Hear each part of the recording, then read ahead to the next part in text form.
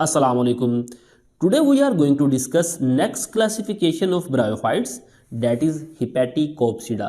इसको हम कॉमनली इनके जो मेंबर्स हैं उनको हम लिवर वर्ड्स भी कहते हैं, क्योंकि हिपैटिक लफ्ज़ का मतलब है लिवर, और इसके अंदर बहुत सारे पौधे ऐसे हैं जो कि जिनका ताल्लुक मेडिसिनल प्लांट्स हैं और मेडिसिन का ताल्लुक लिवर से होता है। 900 स्पीशीज इसकी डिस्कवर है। Liver words are the simplest of all bryophytes, ये सबसे सादा हैं। हैबिटेट की बात करें यानी ये कहाँ पे रहते हैं, moist rocks and wait soil यानी नमदार जगहों के ऊपर ये ग्रो करते हैं। दे लिव नियर वाटर, पानी के करीब करीब। सो avoid the chance of drawing out, तो जब ये पानी के करीब ग्रो कर रहे हैं तो इनके ड्राई होने के चांसेस जो हैं वो कम होते हैं। प्लांट बॉडी की बात करें, प्लांट बॉडी इज गेमिटोफाइट। जैसा कि हम जानते हैं कि ब्रायोफाइट्स के अंदर जो डोमिनेंट जनरेशन है वो गेमिटोफाइट है, लेकिन इसका गेमिटोफाइट भी दो फॉर्म में हो सकता है, या तो थैलस लाइक होगा, और थैलस लाइक ऐसी बॉडी को हम कहते हैं जिसमें रूट, स्टेम और लीव्स में कोई फर्क ना कर सकें। तो थैलस लाइक ये फ्लैट होगा या रिबन लाइक होगा। तो ये जिससे आपको ये नज़र आ रहा है फ्लैट। ब्रांच्ड डाइकोटोमसली, डाइकोटोमस कहते हैं दो शाखा।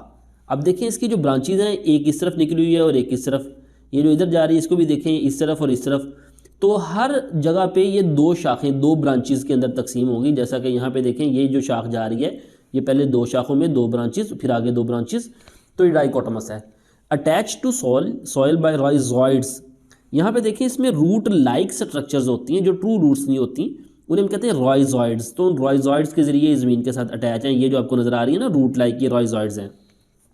अब इनकी मिसाल है मार्केंशिया। ये जो अभी हमने थैलस लाइक बॉडी की मिसाल पढ़ी, ये है मार्केंशिया। यहाँ पे जो आपको नज़र आ रहे हैं ये दोनों मार्केंशिया हैं, ये मेल है और ये फीमेल है।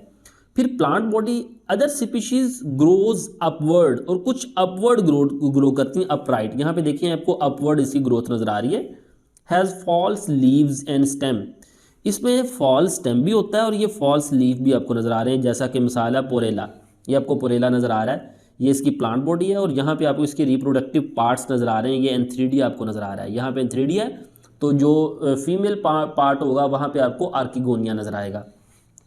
आगे सेक्स ऑर्गन्स की बात करें, present on the upper surface of thallus, thallus के अपर, देखें ये थैलस है, इसका ये जो अपर सरफेस है, ऊपर वाला हिस्सा, ये ऊपर वाला tips, near the tips of branches, इसकी टिप्स के ऊपर, यहाँ पे भी ये ब्रांचेस की टिप्स के ऊपर लगते हैं और यहाँ पे भी। Sometime develop on the special branches of gametophyte, और बाज़ दफ़ा जो सेक्स ऑर्गन्स हैं ख़ास ब्रांचेस के ऊपर लगते हैं, और उन ब्रांचेस गेमिटोफाइट की ब्रांचेस, ये देखें दोनों गेमिटोफाइट हैं, उन ब्रांचेस को हम कहते हैं एंथ्रीडियोफोर या आर्किगोनियोफोर। जैसा कि हमने कहा कि मार्केंशिया के अंदर मेल और फीमेल जोन से गेमिटोफाइट अलग-अलग हैं, यानी मेल गेमिटोफाइट के ऊपर मेल रिप्रोडक्टिव ऑर्गन और फीमेल गेमिटोफाइट के ऊपर फीमेल रिप्रोडक्टिव ऑर्गन्स लगते हैं। अब ये मेल गेमिटोफाइट की टिप्स के ऊपर ये स्पेशल ब्रांचेस लगी हुई हैं, इन्हें कहते हैं एंथ्रीडियोफोर। ये जो लफ्ज़ है ना फोर, PHORE, फोर का मतलब है structure that can hold something, जो किसी चीज़ को उठा के रखे। अब इसने एंथ्रीडिया को उठाया हुआ है, एंथ्रीडिया देखें, एंथ्रीडिया आपको नजर आ रहे हैं, तो इस वजह से इसको हम कहते हैं एंथ्रीडियोफोर।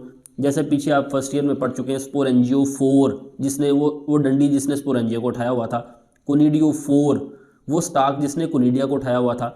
तो अब ये ऊपर जोन सा ये जो आपको एक डिस्क नज़र आ रही है, इसकी निचली तरफ एंथ्रीडिया लगते हैं और इस स्टाक ने उस एंथ्रीडिया को उठाया हुआ है, तो एंथ्रीडियोफोर।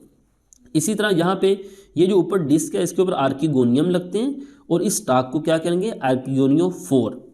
अब देखें, अब एंथ्रीडिया कहाँ पे लगते हैं, ये जो आपको डिस्क नज़र आ रही है इसकी निचली तरफ, ये एक हिस्सा हमने डिस्क का जोन सा ये बड़ा करके देखा, इसकी निचली तरफ ये एंथ्रीडिया है और इसके अंदर जोन से ना एंथ्रोजॉइड्स लगते हैं।